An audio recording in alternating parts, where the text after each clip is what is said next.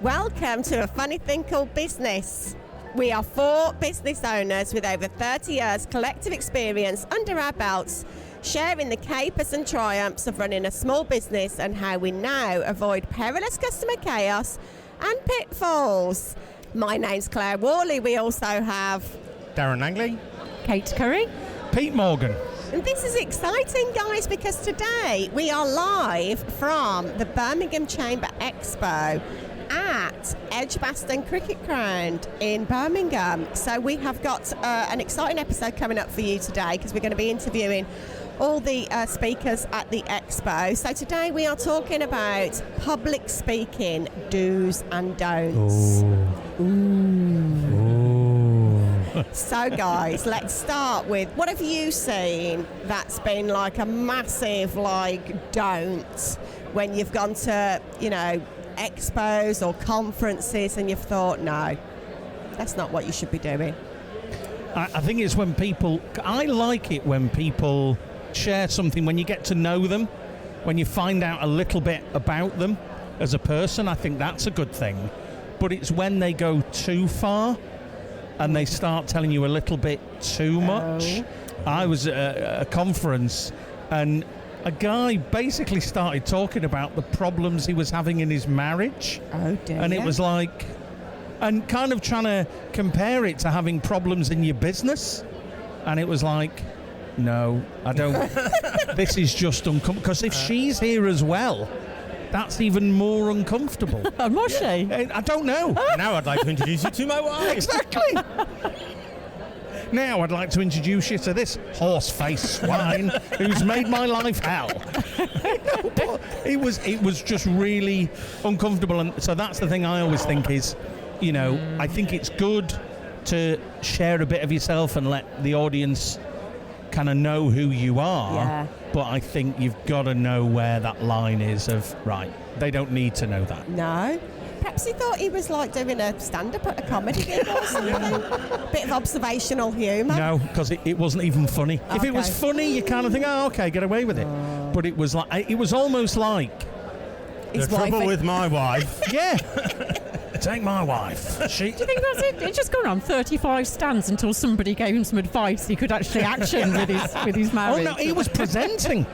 He was up on a stage doing a presentation. He'd just been served with his divorce papers. That could have been. It was fresh. Like I say, I think he was just working through something, but live in front of us all. Oh dear. Yeah. So that was the thing that stood out for me. So I think that on the opposite end of that scale, you can be too salesy. And I think you've got to be really careful not to shove your sales pitch down people's throats, whether you're speaking, presenting, or you're on a stand at the expo, however you're doing it and presenting yourself. Think about the value that people are going to get from you rather than, what you might get from them. I think if people get too salesy, for me, it's a massive turn off. I think following on from that, it's also, it's great to have a passion about what you do, but not to the point where you're going to just talk about it in minutiae of detail that's going to bore the living socks off people, I've learned that the hard way. So let me tell you about HTML code. Oh. And why it, Oh, sorry, Pete, you had my interest there. What was that? See, I've been to expos when I've been really interested to hear from the speaker. But they've just done that whole thing when they just go through their PowerPoint and there's nothing else other than what's in their PowerPoint. And they read every word. Yeah. So their PowerPoint becomes like an auto cue. I know. Yeah. And They even share with everybody. Like 10, 15 minutes of that. Well, I don't think I can handle 5 minutes of somebody doing that, let alone a Do you really think that's like a long time. confidence thing? It's like a bit of a crutch if you're not sure, like you might lose your way while you're speaking and that kind of thing. But really, you can have notes, you can have cue cards, the other visual cues, so you know what you're talking about. And to just read bullet points. I think generally, a lot of these things, most people in the audience are rooting for you. They're not willing you to fail unless they're your competitors or something. But most people are going to be there thinking, I hope this guy does well, and he's always missed that word and he said that wrong, but it's okay, we'll get past this, and they're kind of supportive generally. Definitely. I think that's like a really important thing to remember, isn't it? Everybody wants you to do well. Yeah, that's the thing. Yeah, it is exactly that of nobody's in the audience going, I hope he absolutely falls on his behind. Yeah. I think it's because we accept that at weddings, don't we? The best man's speech. Yeah. You just want them to just die on their arse, don't you? Yeah. At the end of the day, you do. I wasn't going to say arse, but that's exactly what you want. I think it's really useful to have like a few questions in your back pocket when you're in that circumstance, rather than just thinking about doing all the talking. Have a few questions that you want to throw out to the audience. I think let them do some work as well. It's not all about me doing all the work standing up here. Yeah, because I've always been told if you're doing something every 15 minutes, there should be a chance for the audience to engage with something you've done, only because after a bit, if you're just talking and talking and talking, it is that thing of, right, I'm falling asleep now. But then you do risk, like, you don't have that control then what the question is. So if someone goes like, I'm having some problems with my marriage, could you actually Go see that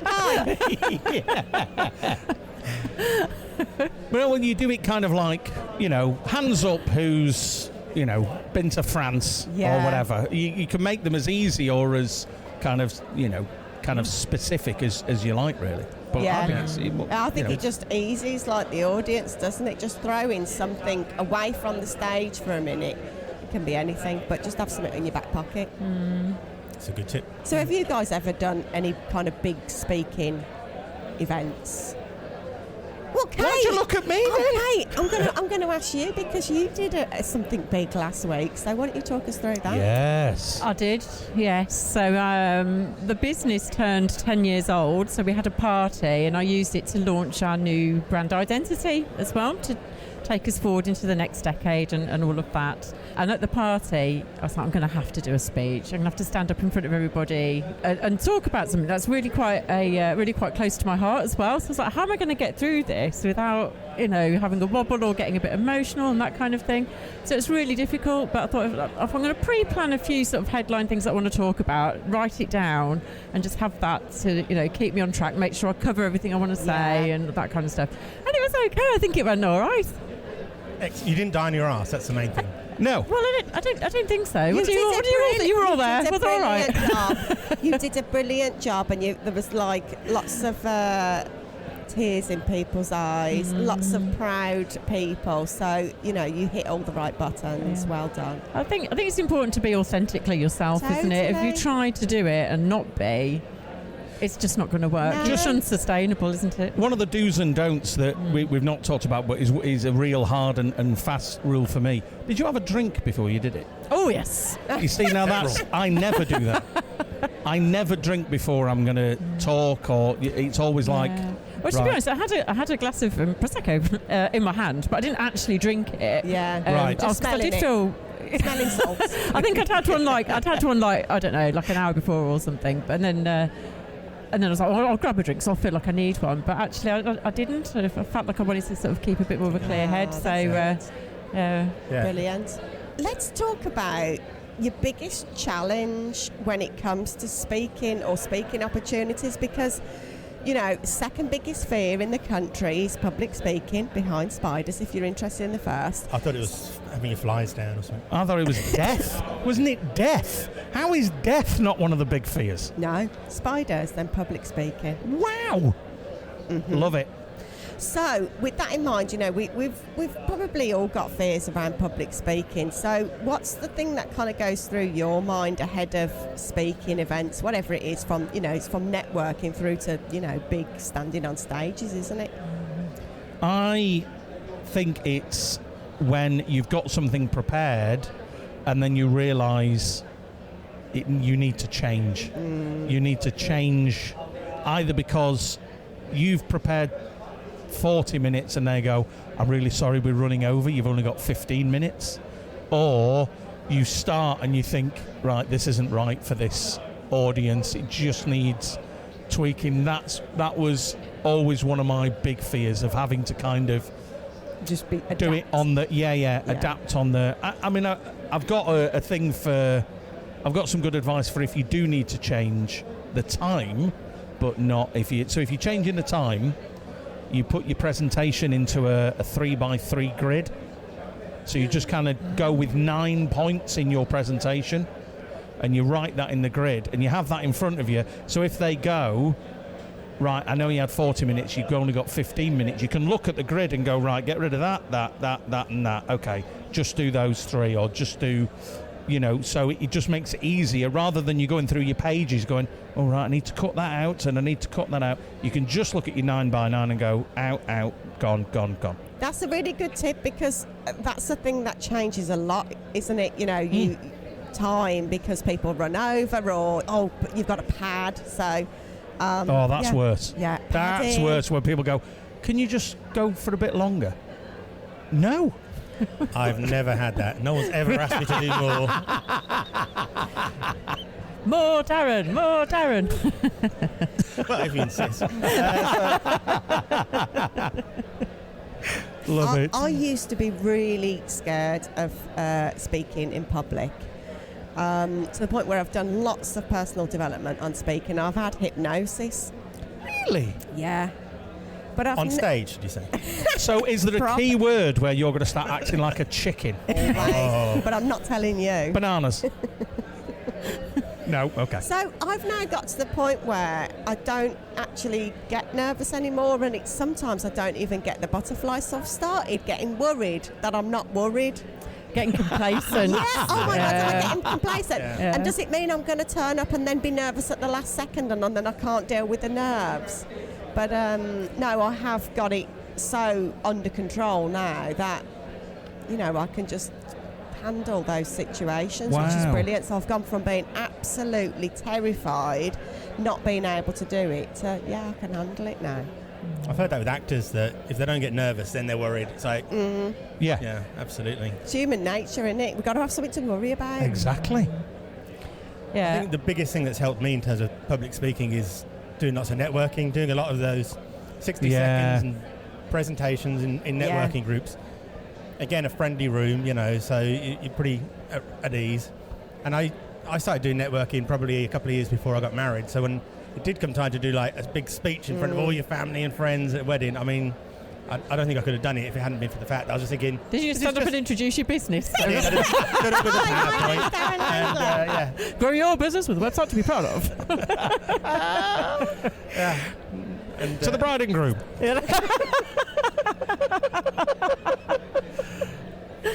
Absolutely. I should have done that now, I think. I could have got some sales that day. But, yes, the 60 seconds and all that really I just envisaged myself being in that room and talking to the business contacts that I talk to every week or whatever, and it just put me at ease and just made me feel like, that's it, we can do this. It is brilliant for personal development, isn't it? Yeah. Running a business, because you have to find a way to get over these challenges that you've got, otherwise you're not going to sell anything to anybody ever. No. And that's the kind of realisation I come to when I was starting my business and I was terrified of presenting. I thought, well, I've got to deal with it somehow. Yeah, I've definitely felt absolutely terrified about having to speak in front of people. And I remember my first sort of network event that I ever did, and the physical reaction I had that I was going to have to stand up and speak in front of all of these people. I was shaking, my hands were sweating, my mouth was dry, I was hyperventilating, and I was just reading bullet points off a sheet. That's all I had to do. It was so scary. But I've kept doing it, and like you, I'm getting better at it now. But I still have fear. I'm going to go off piste. And I don't mean drink loads of gin, but, maybe not stick to the plan or talk about something like, I was intending to talk about this. Or my other fear is going blank and getting to the point where and I've seen other people do this, and you just have to sort of take a moment, and just regroup. But it's such a fear. What if I forget? What if everything just falls out of my head and I forget what I'm talking about? Yeah, it's a real fear, isn't it? But that's when those questions are really good to throw back into the audience. And also, when you're taking oh my God, I've forgotten what I was going to say. That's milliseconds that it takes, but we feel like it's a good 5 minutes. You've been standing there blank, but it's no time at all, is it? That's people think, one of the big things with public speaking, or, just kind of speaking out loud, and I get this from kind of my history of working in radio is people feel that if you just pause for a second, to them that feels like an hour. Yeah. They're like, whoa, now when you're ready, please just fill the noise, fill it, there needs to be noise going on, so, and it doesn't, nobody cares. No. As long as you don't fill it with a fart or something. Yeah, you're right. Yeah, if I'd have gone, if people feel nervous and you just then that would have been, that's very uncomfortable. Yeah. That's not good in a Not business for me. situation.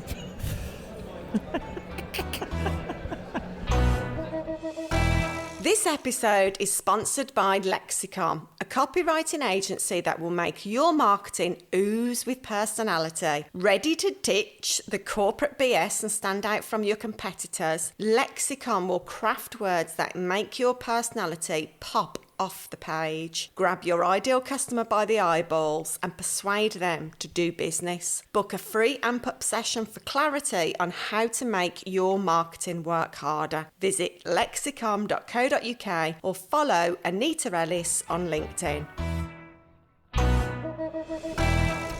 So we are joined by Steve Sandycock from Birmingham City Council. Steve, you're talking today at the Chamber Expo. Will you kind of give us the headline of what you're chatting about? Yeah, sure. It's the slot straight after lunch, unfortunately, for the audience. So it should be quite fun, and it's all about public sector procurement. So if the slot was going to be a dry slot, well, let's hope it's not, and let's hope also that the audience stays engaged in that conversation. I'm sure they will. Sure. So, I just did a bit of background reading on you before today. Uh-oh. Well, I found something that kind of tickled me a little bit, but it was a site that you're on that's called Procurious. Indeed. Now, that meant something very different to me. Will you tell us what Procurious is? Well, Procurious is a network for procurement professionals. So really, that's all it is. So if you're curious about Procurious and all you want to know about public sector procurement, then join up. Perfect. Okay. So you're speaking today. So let me ask you, what do you think are the do's and don'ts of speaking publicly? Do's and don'ts of speaking publicly. Oh dear. It can always be a bit of a nerve-wracking experience for anybody, I think, can't it? No matter how experienced you are or not. So I think the important thing is to make sure you're prepared. That's the key thing in the first instance. If you've got some slides to run with, make sure you've rehearsed those slides. Try not to read from those slides as well. I think try and engage with the audience. And at the very start, if you can do a bit of an icebreaker, a bit of an intro to yourself, or if there's a key question that you can just get a show of hands about, it starts to just get the audience engaged from the get-go. So I think those are some of the elements that I think that help around that. Brilliant, because we've been talking, haven't we, about being prepared. I think you've just summarised perfectly everything that we spoke about earlier. So we can just delete all those files now, Pete. Yeah. We've got it sussed now. What's your icebreaker today? Well, my icebreaker today, really, because this is talking to an audience of businesses from in and around Birmingham. So the icebreaker really is, and it's about public sector procurement. So it's to see which of those organisations have done or entered public sector competition, a public sector tender. Right. So, and if they have, then the next part of that question is then how successful were they? Gain a show of hands as to any ones that won a contract. And I suppose the third question naturally then would be, would you ever do it again? Do you find that those numbers drop off? Oh yeah. They're either dropping off because they would never do it again, or by that time they are already asleep. So we talked earlier about presenting being like our second biggest fear in the country, and how still some of us have fears when it comes to presenting.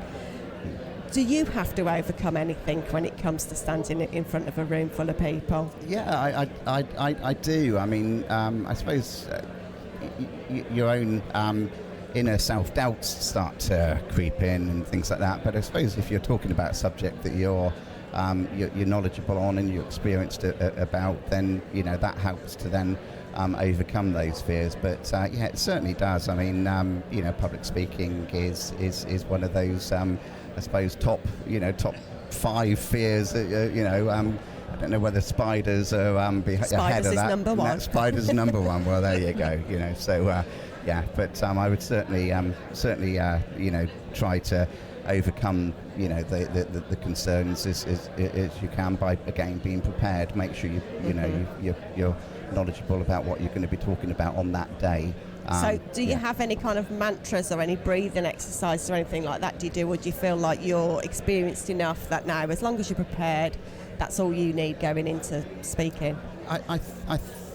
None in particular. I think just from a mindset, making sure that you're there in the moment, I think is the key thing, so that you don't sort of overthink things before you get into the session. And don't sort of think, oh, what if this happens or what if that happens? Deal with situations when they arise, but don't overthink and overcomplicate it, I would say. Yeah, that's really good advice. That's a great tip, yeah. So one final question for you then, Steve. We'd love for you to share your best advice for any business that's looking to speak at these kind of events. What would you kind of tell them is the best approach to take in terms of making sure they come away with something rather than, I've just had a really nice, 20 minutes and I've spoke to a room full of people. Have you got some advice around that? A good question on that one.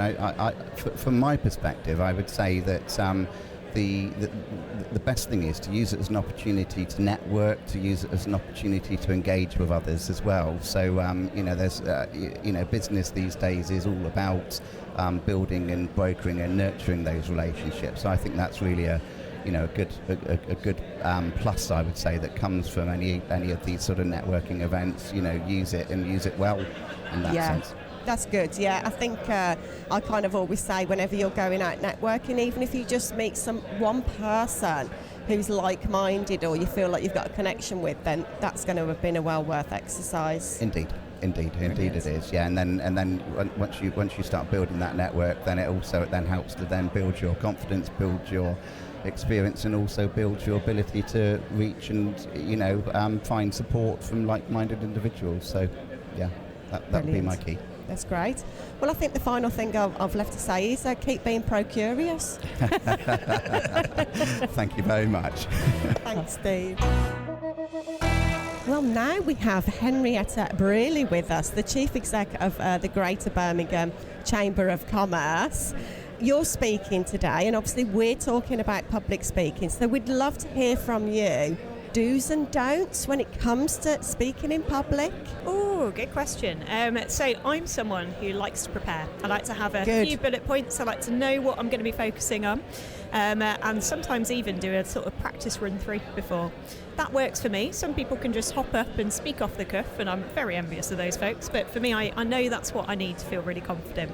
And the second don't is when you fluff up, don't let it bother you, because no one else knows. no one else minds.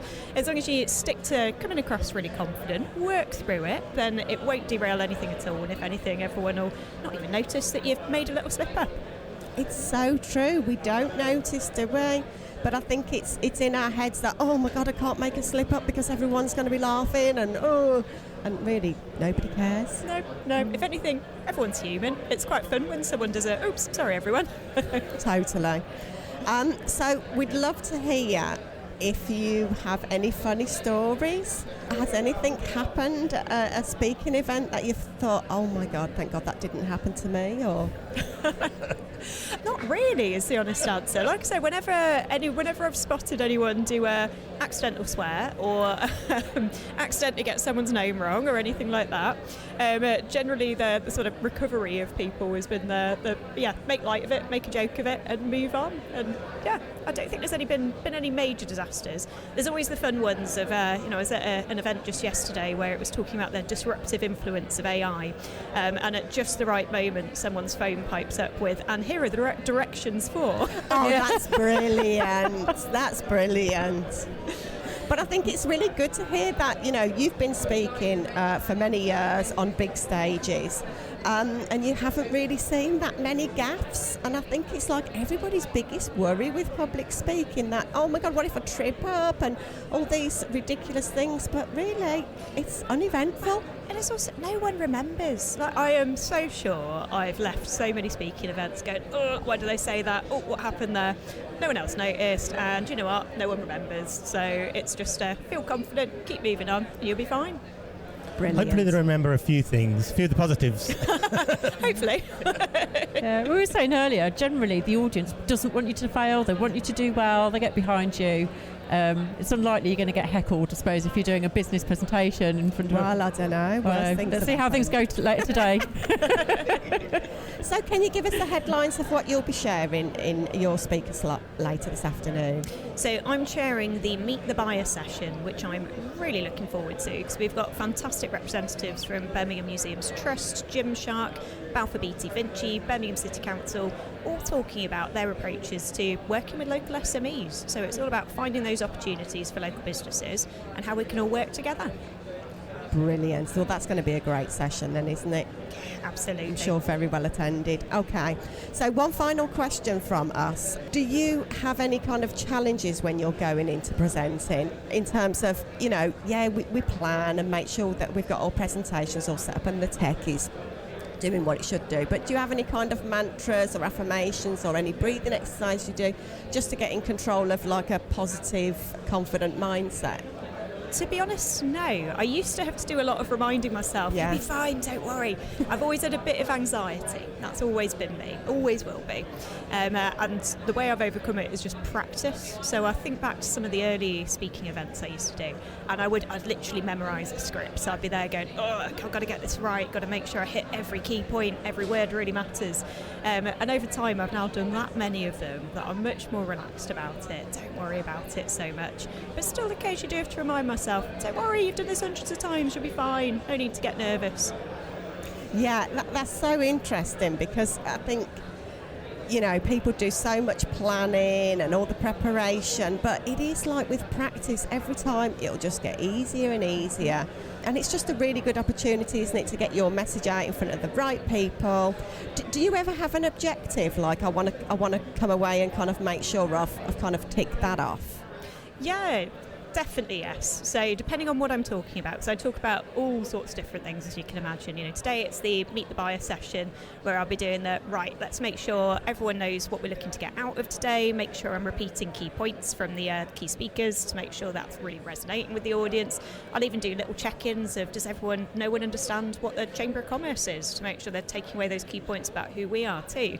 If I'm talking about anything such as the latest economic developments, or over the years we've done everything from COVID response to Brexit response to all sorts. It's very much what's going to matter to the audience? What do I know, and how do I bring those two together so that those points are really landing and resonating with the audience in question? Excellent. Well, there's so much juicy advice and tips in there, Henrietta, so thank you for stopping by, and continue with your brilliant work as the Chief Exec of the Chamber. So thank you very much. Thank you very much for having me. So welcome Chris Brewerton, who is, wait for it, Divisional Director of Royal Sutton Coldfield, Lichfield and Tamworth Chambers. Lovely, well Hello. done on the promotion. Thank you very much. It was a few years back, but that's all right. You must have a very big business card for all of that. Like scroll. I'm waiting for some new ones. That's a classic response, isn't it? So, we're talking about public speaking. You do a lot of public speaking through your role. Tell us, what are your kind of big do's and don'ts that you think this is like good advice to share with people? Do this, don't do that. Yeah, okay. I suppose do be confident. My first public speaking was at university, and I failed miserably, and it was the most humiliating experience ever, being told to just stop there, thank you very much. Oh, they didn't. Yeah. It was a very, very important presentation on Italian Renaissance history or something. Oh my God, what degree did you do? History degree, funny Okay. enough. But yeah, it wasn't great. But then after that, I spoke as best man at my brother's wedding, and that sort of changed the way you think about it. Because if you can go and speak about that, then you can be confident talking in front of anyone if you can, do that, if you can get that speech relatively okay. So the one is be confident. So, I mean, it's really easy to say, isn't it? Yeah. But hard to do, be confident. So what preparations do you do ahead of speaking that help you kind of create, confident body language, confident mindset, all of that? I think, as always, it is preparing it. So at least if you've got notes, but perhaps preparing the notes and remembering them, I suppose having for want of a better word, a sort of a patter that you do each time. So I suppose I do speak at events and I say broadly similar things through the course of a year. Noticed, Chris. As you may well have noticed over the years.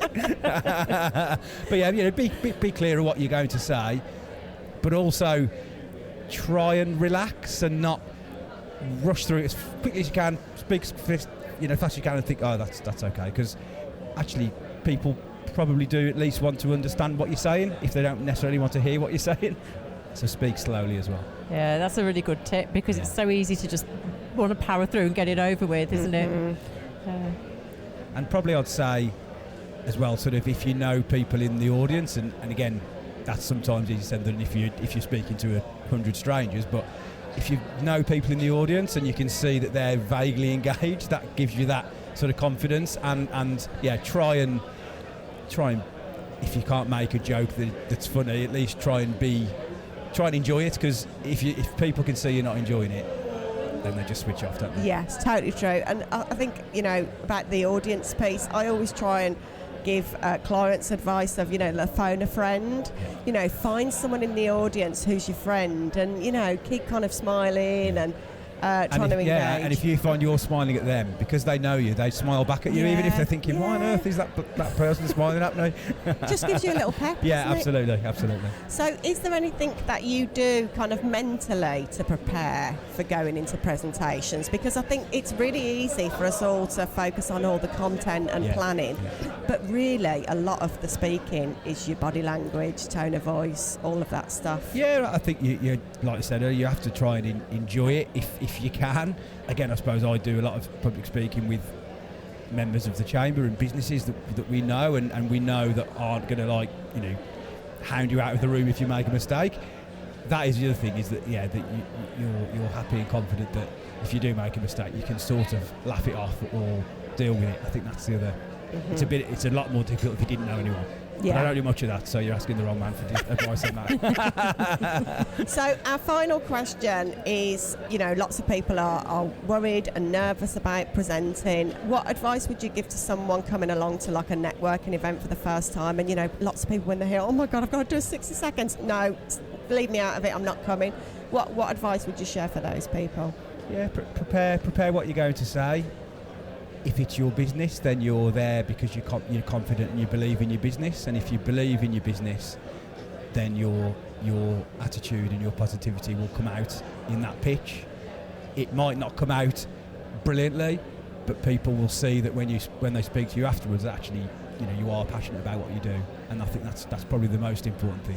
Oh, that's wise words, isn't it, guys? I really like that. That's a nice way to finish it. Yeah. Thank you very much, Chris. Thanks, everyone. Cheers.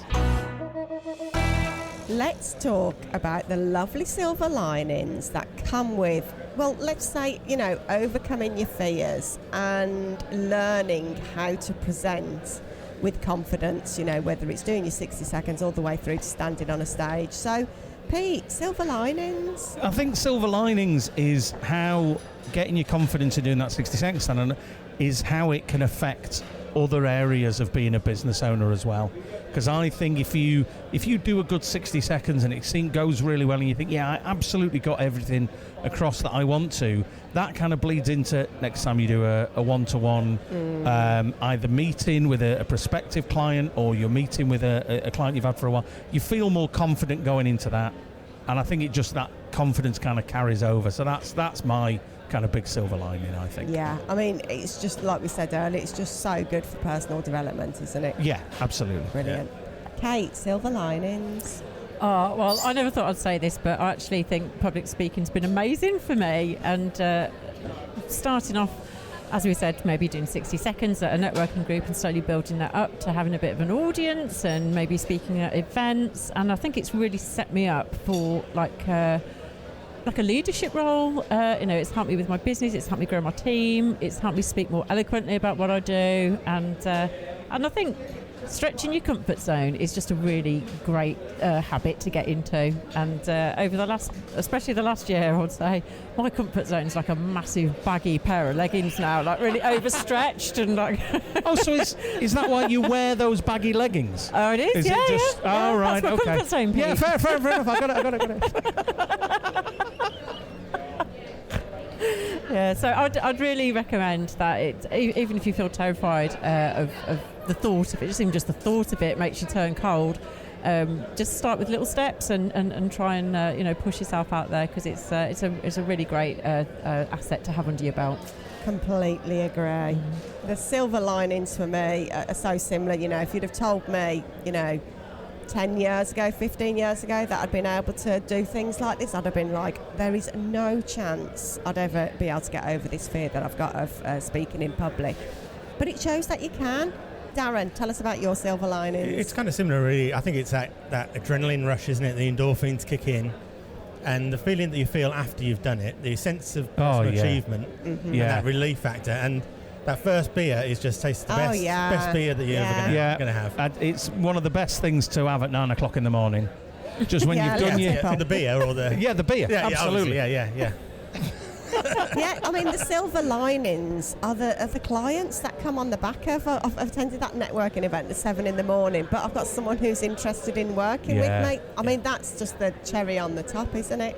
I suppose really some would say that's the point of it. But you might say it is. But I always say, for business owners who are nervous about going into presenting, I say don't think about that, because that's too big, it's too much pressure.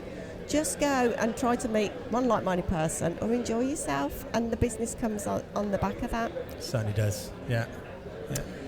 Oh, it's great to be live today. I have really enjoyed sitting here with the microphone like I'm on a racing track, on the side of a racing track. So I think we should do this all the time. It makes me feel very important. Pete's going to add the sound effects of the crowd in the background later. It might be from the 1984 FA Cup final, but just whatever I can get my hands on. Lovely, guys. So for our lovely listeners, please share, subscribe and review so our fellow business owners can enjoy, be inspired and always keep focused on the fun side of business too.